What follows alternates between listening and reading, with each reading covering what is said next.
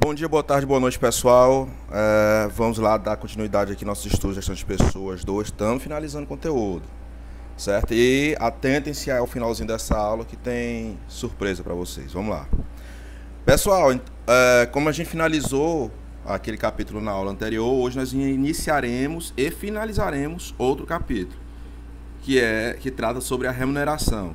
Nesse capítulo nós vamos abordar as recompensas organizacionais, o que vem a ser, qual o conceito de remuneração, esse desenho do sistema de remuneração, como ele funciona, né, o conceito de administração de salário, como é que eu vou administrar, como é que eu faço para gerir essa questão salarial, avaliação e classificação de cargos, pesquisas salariais, remuneração por competência, decorrência dos salários e política salarial, ok? Então, o primeiro tópico, recompensas organizacionais. Recompensas, né? O conceito de recompensa, acredito que cada um aí já tem uma ideia do que vem a ser, né? As recompensas oferecidas pela organização influenciam na satisfação dos seus parceiros. Quem seriam esses parceiros? As pessoas que compõem a organização. Ok? Então, as recompensas funcionam como uma ferramenta para influenciar a satisfação dos parceiros. Okay? Esses parceiros estão dispostos a investir seus recursos individuais, ou seja, sua força de trabalho, na medida em que obtêm recursos e resultados dos seus investimentos. De certo modo, o que está colocado aqui é que o esforço do parceiro, né, do colaborador, é proporcional aos retornos e resultados desse esforço oferecidos a ele, né? Então, se eu ofereço maior retorno ou resultados ao meu colaborador, maior, né, isso entende-se que maior será o esforço dele para com a organização, certo? Então, as recompensas organizacionais, elas funcionam dessa maneira, como uma ferramenta que influencia, né, e de certo modo, direto ou indiretamente, influencia para o aumento também do esforço produtivo do meu colaborador. E aí o conceito de remuneração. As organizações, elas estão interessadas em investir em recompensas para as pessoas, desde que elas possam receber contribuições ao alcance dos seus objetivos. Desde que delas, ou seja, remuneração é um investimento. Eu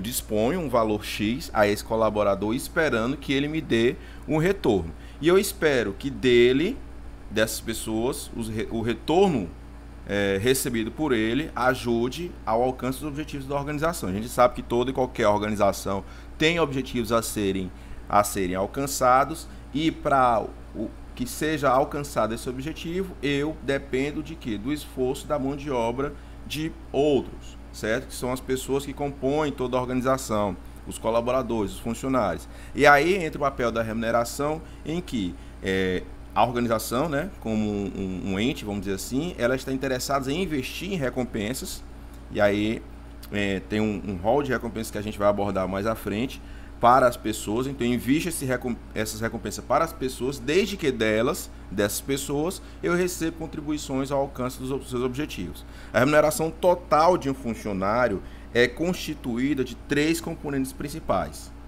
A proporção relativa de cada um desses componentes varia de organização para outra. A gente sabe que toda organização é diferente, né? Cada organização tem suas particularidades. Então, esses fatores que compõem, esses componentes da remuneração total, certo?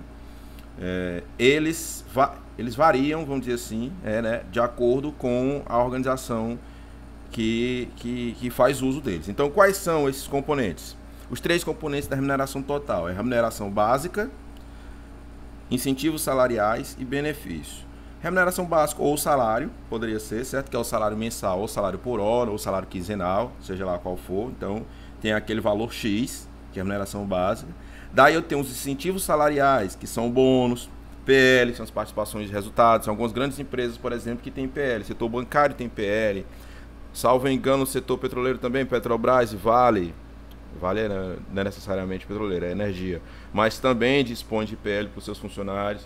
Ok? A política da PL, inclusive, eu acredito que você já tenha tido contato com isso em direito trabalhista, certo? A Cibele deve abordar isso com vocês. Se não já abordou, deve abordar, ok?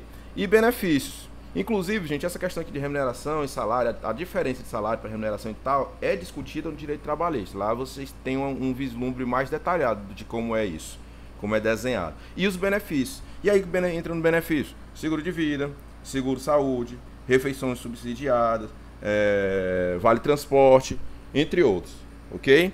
Então, os três componentes que compõem a remuneração total são a remuneração básica, ou salário, incentivos salariais e benefícios. Ok? Seguimos. Recompensas financeiras e não financeiras. Recompensas, elas podem ser financeiras e não financeiras. Certo? Recompensas, elas podem ser financeiras e não financeiras, certo? Beleza. As financeiras, elas podem ser diretas e indiretas. Aí as diretas você tem os salários, prêmios e comissões. E as indiretas, alguns exemplos: férias,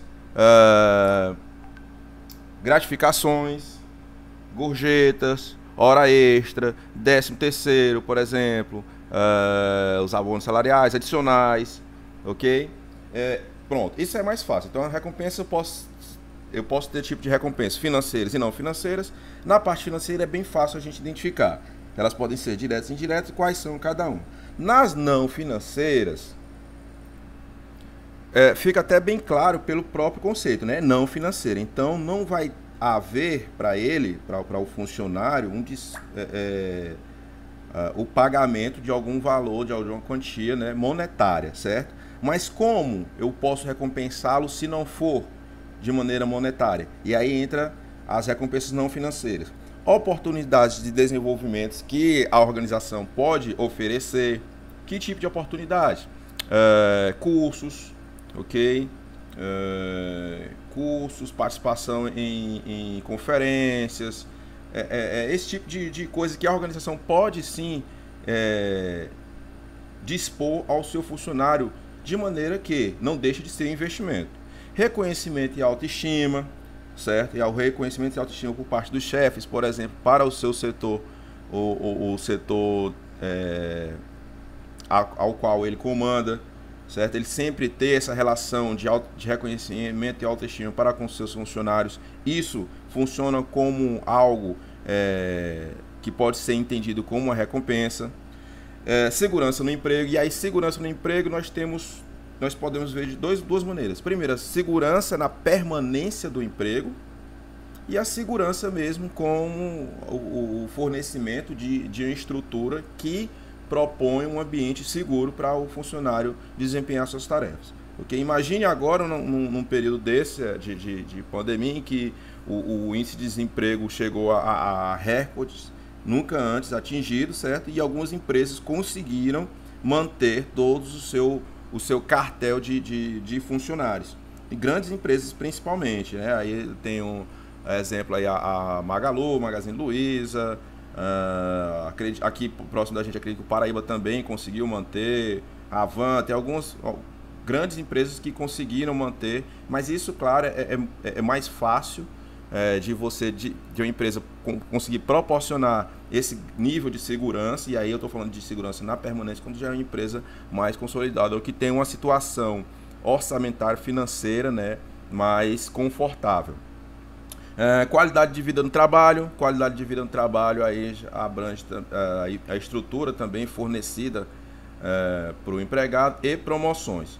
E aí atenta-se à questão de promoções. Promoções é o seguinte: a possibilidade do funcionário de ocupar um cargo com um nível de responsabilidade de atribuições maiores. E aí os salários ou as comissões desses cargos já entram como recompensa financeira. Então a gente tem um caso em que eu tenho dois tipos de recompensa: uma não financeira e financeira.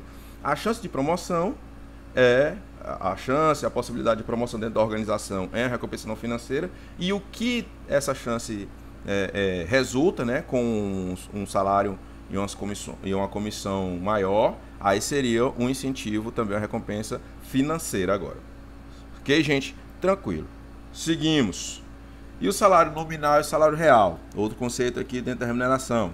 O salário representa a principal forma de recompensa organizacional, né? Todo tipo de empresa que a gente conhece, como é que a paga, vamos dizer assim, pelo trabalho do seu funcionário, através de um salário. E esse salário, desculpa, ele pode ser nominal ou real. O salário nominal, ele representa o volume de dinheiro fixado no contrato individual pelo cargo ocupado. Ou seja, seria aquele afixado, exemplo, na carteira de trabalho, certo? O salário real representa a quantidade de bens que o empregado pode adquirir com o volume de dinheiro que recebe e corresponde ao poder aquisitivo. Pronto, bora lá. Como é que eu quero chegar nisso? Seria o salário nominal, é o valor limpo e seco, acordado que ele recebe. Supõe o salário mínimo, que é R$1.000 e poucos, pronto, aquele é um salário nominal. Salário real é o poder aquisitivo, é o valor de compra daquele salário. Né? Vocês entendem aí, têm conhecimento do que vem a ser, por exemplo, inflação. Quando o plano real foi instituído, ele era equiparado ao dólar. Com isso, o poder de compra do real era muito maior. E aí, com o tempo, hoje em dia, o real tá valendo, o dólar tá valendo R$5 e poucos, eu acho que já está na casa dos 5. Então, o valor de compra do real perante o dólar caiu. Então, o poder aquisitivo do dinheiro, ou que seja, com o que esse... Aí eu estou fazendo uma relação real ao dólar, mas não necessariamente pode ser só isso, ok? Mas, ou seja, o valor real nada mais é do que o poder de compra daquele valor. O que você conseguiria comprar com R$1.000 há 5 anos atrás, você não consegue mais comprar com R$1.000 hoje, ok? E aí a diferença de valor nominal e valor real. O salário nominal é alterado, quando há uma alteração desse valor nominal, é alterado para o quê? Para proporcionar o salário real equivalente ao período anterior. Vamos supor que o trabalhador X ganhava há 5 anos atrás R$1.000 e ele está em 2015 e ele está agora em 2020, 5 anos depois, ganhando os mesmos R$1.000. O que vem a ser então essa questão de alteração do salário nominal? É o seguinte: eu vou alterar o meu salário nominal, ou seja, esses 1.000, para que ele tenha um poder de compra igual o que ele tinha 5 anos atrás. E aí, dada a inflação, faz-se o cálculo e atribui os valores, os adicionais proporcionais, certo? Daí a distinção entre reajuste salarial e aumento salarial. Por quê? O reajuste salarial serve para você equiparar o poder de compra, né, do salário com o período anterior em que ele tinha um poder de compra maior. Esse é o reajuste. O aumento salarial, você vai dar um poder de compra para esse salário maior, certo? Vamos supor que os R$1.000 que ele estava ganhando no final do ano passado não perdeu tanto valor, né, hoje em dia, agora quase no final desse ano. E aí esse salário ele é duplicado. Ou seja, o poder de compra dele vai aumentar, não vai ser equiparado com o que era no período anterior. E aí sim eu tenho aumento salarial, beleza? Assim o salário pode ser considerado, é por isso, principalmente, gente, que no funcionalismo público se fala muito em reajuste salarial, não em aumento salarial, ok? Praticamente não há aumento salarial, a não ser alguns poderes lá que tem por exemplo, os salários dos parlamentares, eles aumentam, ele não é reajustado, ok? Já o salário do setor mais baixo da organização pública é reajustado. Assim, o salário pode ser considerado sobre vários aspectos diferentes. É o pagamento de um trabalho, beleza, é assim. Constitui uma medida de valor de um indivíduo na organização, pode ser também constituído, sim, uma medida de valor de um indivíduo dentro da organização. Quanto vale aquele indivíduo para a minha organização? E aí, essa informação é uma informação relevante para o meu gerenciamento. Coloca a pessoa em uma hierarquia de status dentro da organização, ok? Define o padrão de vida do colaborador, isso é óbvio, e representa o investimento para a organização que produz retorno, ou pelo menos que espera-se que produza-se retorno, ok?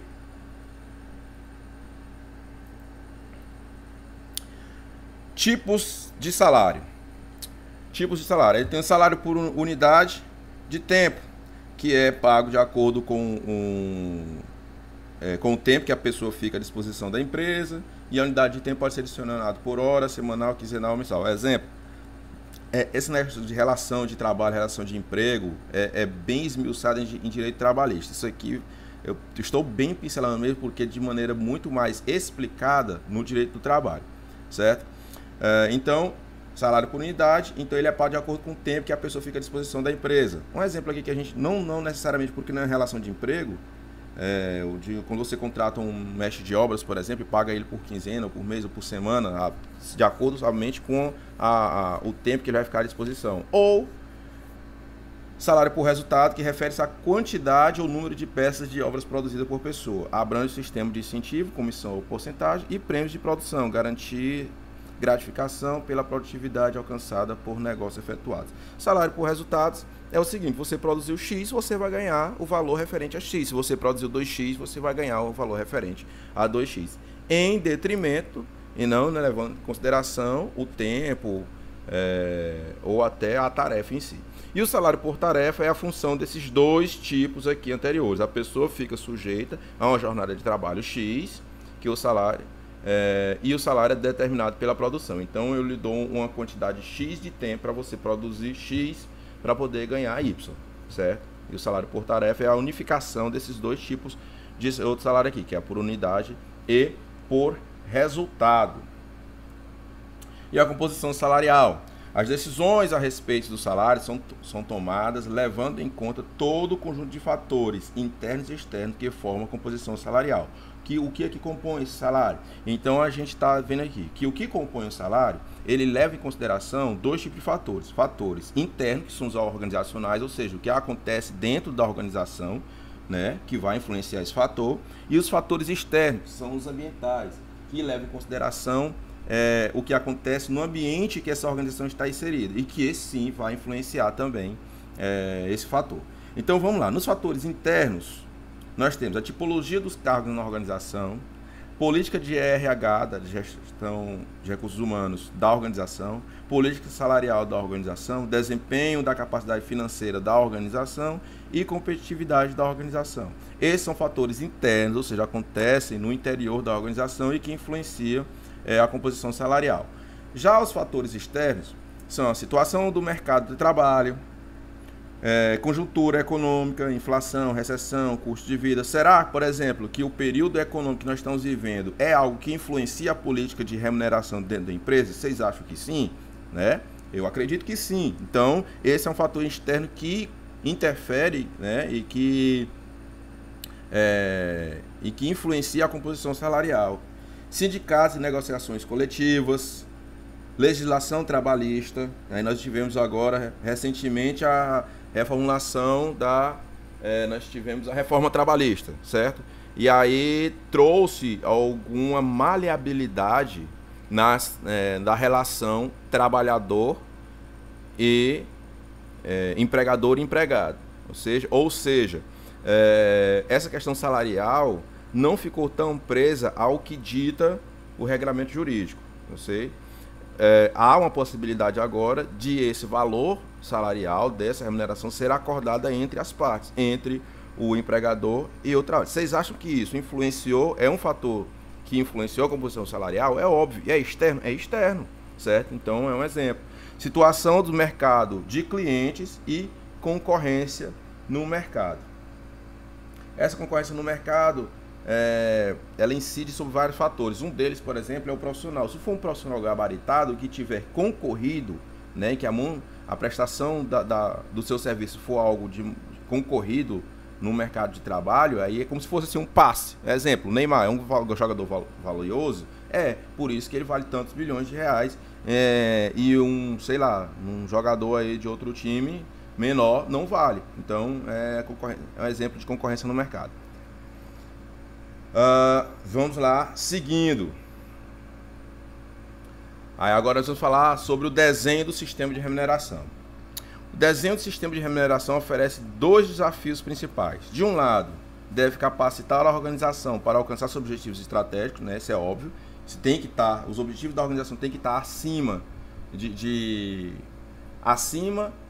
e também deve ditar todos os caminhos que a organização vai percorrer. E, de outro lado, deve ser moldado e ajustado às características únicas da organização e ao ambiente externo que exerce. A gente viu que organizações são diferentes. Toda organização tem suas particularidades. Inclusive, é algo que a gente viu bem no início aqui, né? Que essas características devem ser levadas em consideração quando se implementa um político de remuneração salarial dentro da empresa. E alguns critérios para a construção de um plano de remuneração é o equilíbrio interno versus equilíbrio externo, remuneração fixa ou variável. Isso aqui são critérios que devem ser levados em consideração. Então, na hora de eu estabelecer uma política salarial dentro da minha empresa, eu vou levar em consideração isso. Gente, eu vou o quê? Eu vou fazer um equilíbrio, eu vou levar em consideração mais um equilíbrio interno ou externo. A remuneração vai ser fixa ou variável. Eu vou levar em consideração o quê? O tempo, ou o desempenho ou o tempo de casa, certo?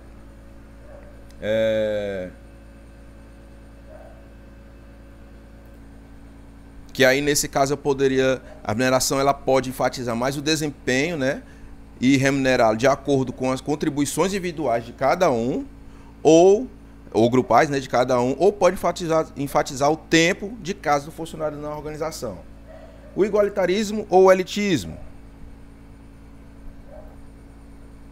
E aí nessa remuneração aqui pode incluir um maior número possível de colaboradores sob o mesmo sistema de remuneração, que seria o igualitarismo, ou pode estabelecer diferentes planos conforme os níveis hierárquicos ou grupos funcionários, que seria o elitismo. Aí eu vou levar em consideração remuneração abaixo ou acima do mercado. Nas premiações, eu vou estabelecer uma política de premiação monetária ou não monetária, certo? Aí o plano de remuneração ele pode enfatizar colaboradores motivados através de recompensas monetárias, como salário, como prêmios salariais, ou pode enfatizar recompensas não monetárias, como trabalhos mais interessantes ou segurança no emprego. Então isso deve ser levado em consideração também. A remuneração ela é aberta ou ela é confidencial. Os colaboradores eles podem ter acesso à informação sobre a remuneração dos colegas ou como as decisões salariais são tomadas, ou esse reconhecimento é evitado entre os funcionários, certo? Exemplo, funcionários públicos, por exemplo, a remuneração ela é aberta. Tanto é que o salário de todo funcionário público, por exemplo, o federal, existe lá no portal da transparência. Decisões centralizadas ou descentralizadas. As decisões sobre remuneração, elas podem ser controladas em um órgão central, né? E geralmente esse órgão central pode ser até o setor de recursos humanos, ou pode ser delegado aos gerentes de cada unidade organizacionais, né? E isso aí também deve ser levado em consideração. Então isso é bem fácil, alguns critérios para a construção do plano de remuneração que devem ser levados em consideração.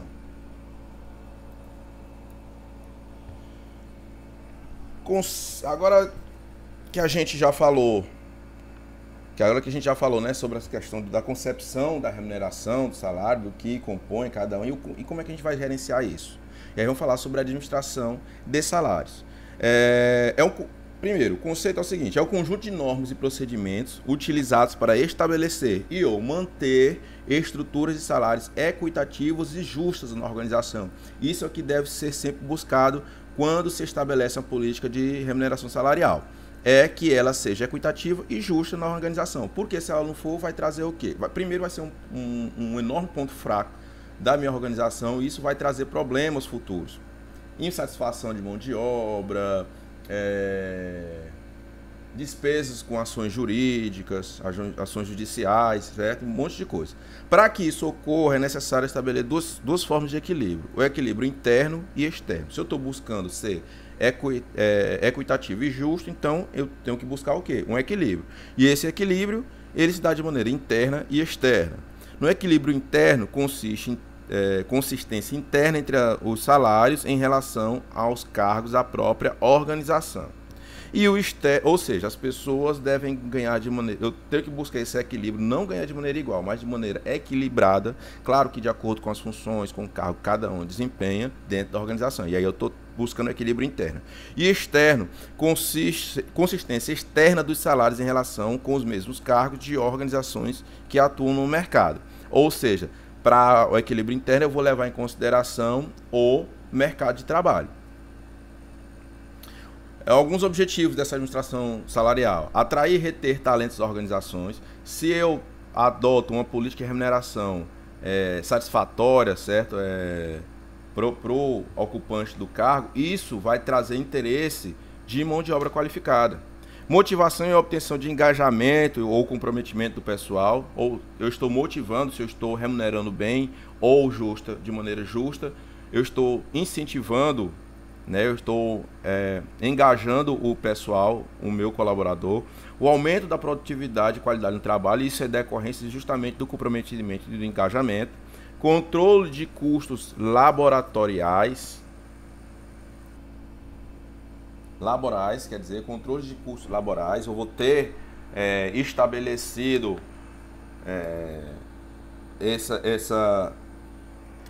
os meus investimentos com remuneração e salário, e aí eu vou ter um controle de custo, né, de quanto custa minha mão de obra na minha empresa. Tratamento justo e equitativo das pessoas, isso é óbvio, cumprimento da legislação trabalhista, isso é essencial, inclusive nesse cumprimento da legislação trabalhista, há de se ter em determinados casos que se adquirir uma boa assessoria jurídica para isso, porque a relação empregado-empregador alterou em vários pontos agora com a reforma trabalhista, certo? E é necessário que tenha conhecimento disso, que às vezes o gestor ele não tem o entendimento jurídico necessário para poder até interpretar ou entender a legislação trabalhista.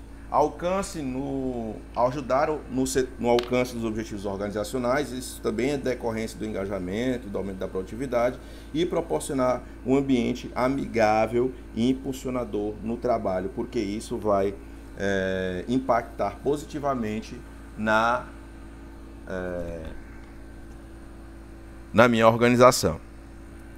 Pessoal, essa questão aqui, se fala muito em legislação trabalhista e tem que ter muito cuidado aqui no Brasil, porque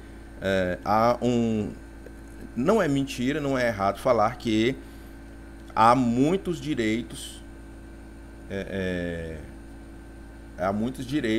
quando se fala em legislação trabalhista. Isso eu nunca vou esquecer no debate presidencial agora que a gente teve das eleições de 2017, 18, salvo engano, 18, acho que e aí muitos candidatos eles foram de certa maneira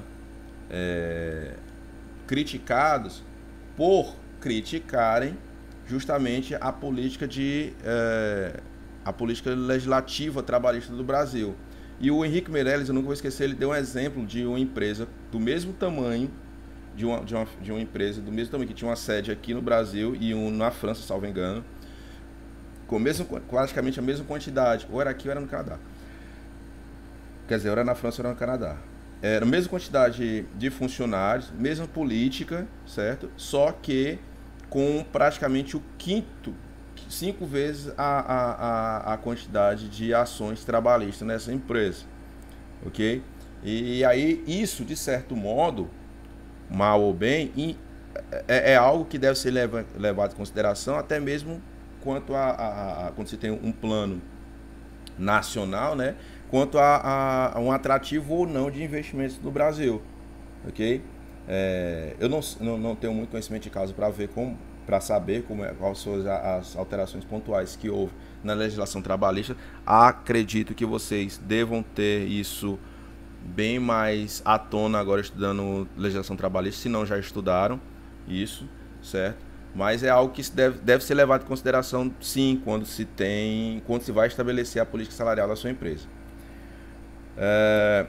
Seguindo, pronto. E aí vamos falar sobre a pesquisa salarial, né? Como foi dito anteriormente, o salário ele deve obedecer um duplo equilíbrio interno e externo. A gente viu, né, quais são os fatores que influenciam e que deve ser levado em consideração para se buscar esse equilíbrio interno e externo da organização, ok? E a pesquisa salarial ela se baseia em amostras de cargos que representam os demais cargos da organização e em amostras que representem e em amostras de empresas que representam o mercado de trabalho, né? Para que haja essa troca de informação aqui, é necessário selecionar os cargos referência ou cargos amostrais, que são os benchmark jobs, né? E os cargos de referências, ele deve possuir 3 características: representar os vários pontos da curva da reta salarial, e aí a gente deve levar em consideração o que é que estabelece a reta salarial, é a política de promoção da empresa. representa os vários setores da atividade da organização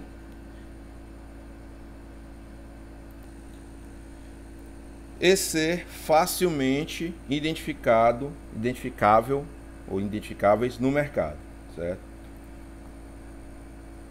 E aí os critérios para essa seleção de empresas amostrais, que é um dos exemplos aqui, ó, para essa troca de informações é necessário selecionar cargos referentes ou cargos amostrais. E aí os critérios para a seleção dessas empresas amostrais são a localização geográfica, que são as empresas que operam na mesma área territorial dessa organização, eu devo levar isso em consideração.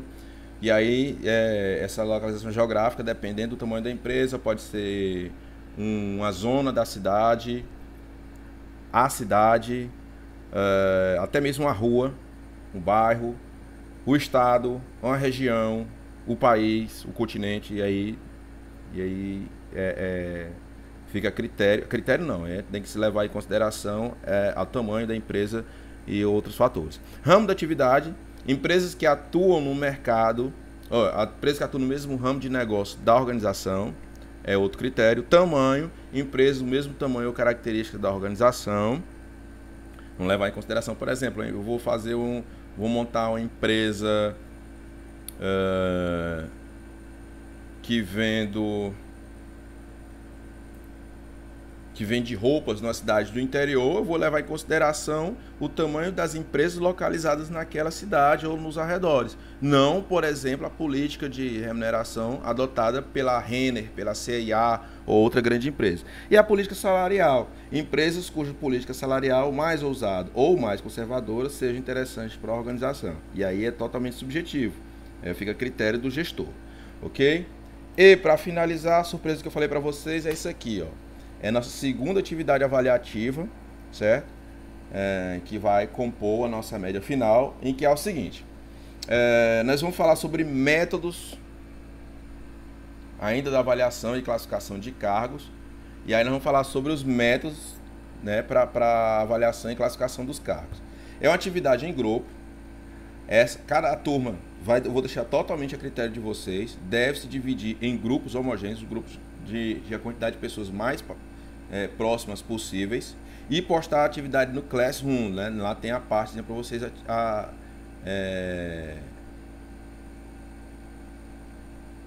a página para vocês enviarem. Não, melhor, eu vou até editar isso. Me enviem por e-mail. Como vai ser só 5 grupos, é melhor, 5 grupos. Me enviem por e-mail. Até o dia 26, ou seja, até a próxima segunda, 26/10/2020. A atividade em si deverá ser escrita, né? Uma atividade normal, né? Com o nome dos componentes, cabeçalho, nome do professor, matéria, cabeçalho, então o cara quer saber isso aí. Ser escrita, documento digital, né? O Word, o PDF e tal. E cada grupo deverá tratar sobre um dos seguintes métodos de avaliação, classificação de cargos. E aí vai ficar cada um também. O grupo 1 vai abordar o método tradicional de avaliação de cargos, então vai trazer conceitos, exemplos, gráficos, não sei. Totalmente a critério de vocês. O que é que eu vou avaliar é justamente a riqueza e clareza de informações. Isso vai ficar de forma satisfatória o entendimento do método. Método de escalonamento simples, método de categorias pré-determinadas, método de comparação de fatores e método de avaliação por pontos. Vocês vão pesquisar esses 5 métodos, cada um. Eu acho que vai dar mais ou menos 5 pessoas por grupo, 4 a 5 pessoas por grupo. Acho até mais, 25, 6, por aí assim, certo? E aí vocês vão se organizar e vão me entregar isso até segunda-feira. Até segunda-feira. Se puder entregar antes, melhor ainda. Ok? Não esqueça, esse vai ser a segunda nota avaliativa de vocês. Eu estou querendo fazer entre 3 e 4. Então seria a metade do caminho. E depois disso, sinto muito, eu não vou mais receber. Ok? É uma pesquisa simples, não é um trabalho extenso. Dá para ser desenrolado aí em uma semana, ok? Bom, pessoal, é isso aí. Qualquer dúvida eu vou deixar escrito aí também, vocês podem entrar em contato comigo, ok? Valeu, até a próxima.